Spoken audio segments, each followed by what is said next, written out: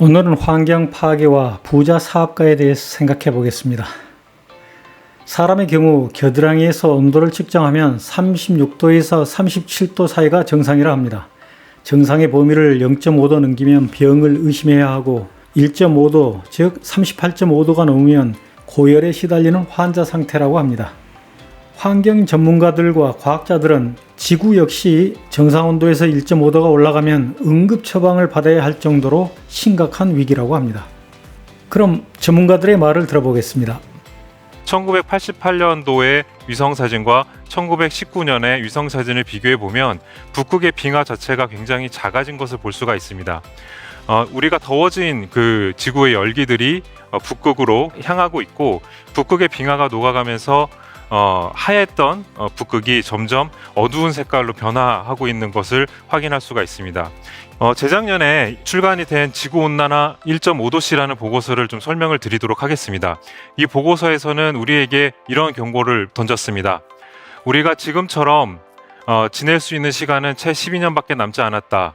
이 1.5도씨라는 온도를 넘어서 버리게 되면 우리는 손쓸 수 없는 상황에 놓일 수 있다는 경고를 UN IPCC에서 했던 것이죠.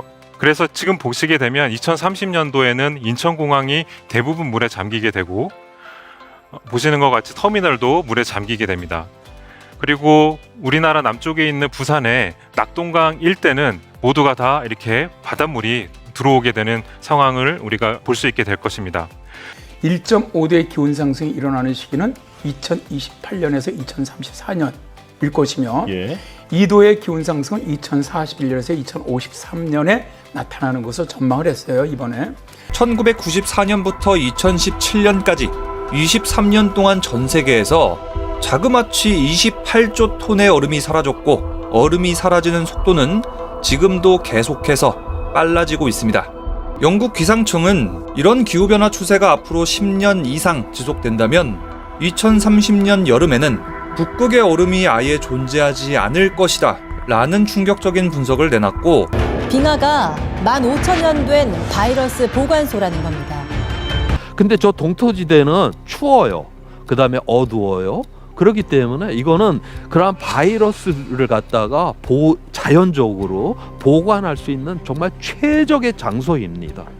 지금 이 동토지대가 지금 녹고 있습니다. 그린란드에 있는 빙하가 다 녹게 되면 물이 7m가 올라옵니다. 그 다음에 남극의 빙하가 다 녹게 되면 물이 60m가 올라오게 됩니다.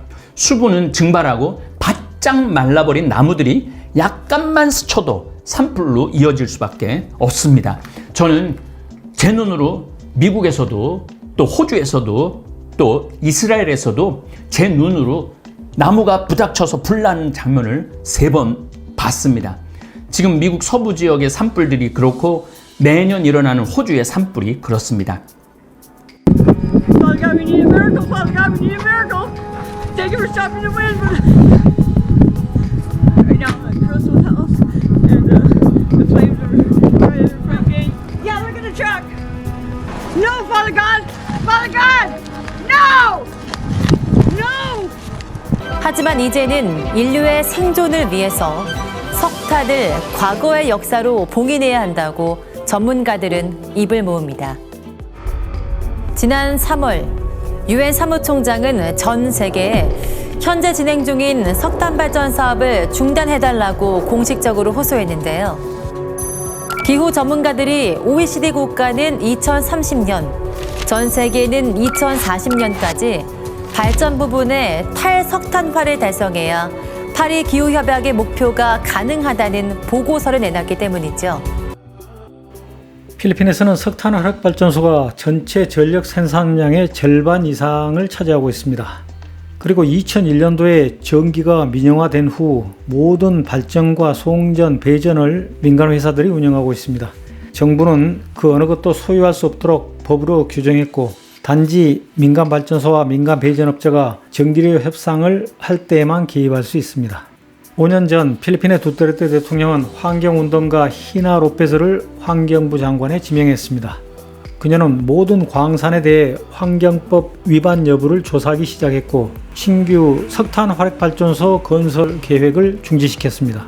그러자 나는 인도네시아에서 LNG 발전 사업을 하고 있는 한국 사업가와 함께 필리핀 시장에 참여하기 위해 많은 발전소 오너들 그리고 배전업자들과 상담을 벌였습니다.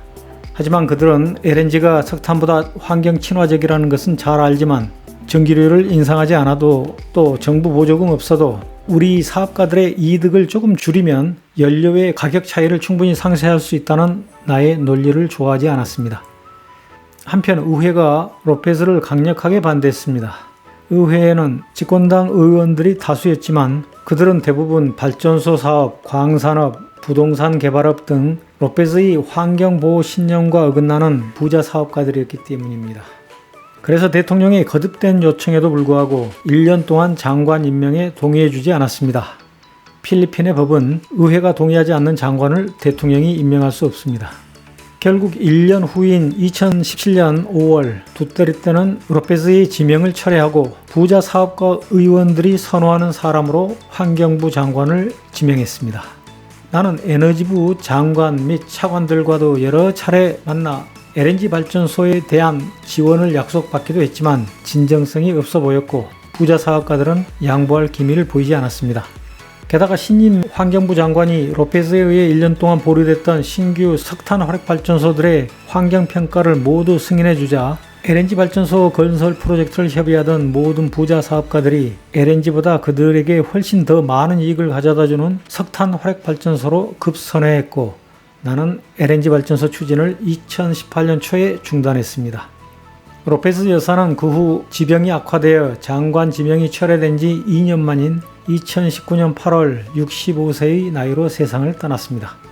그녀의 환경 보호를 위해 헌신했던 삶에 경의를 표하며 명복을 빕니다.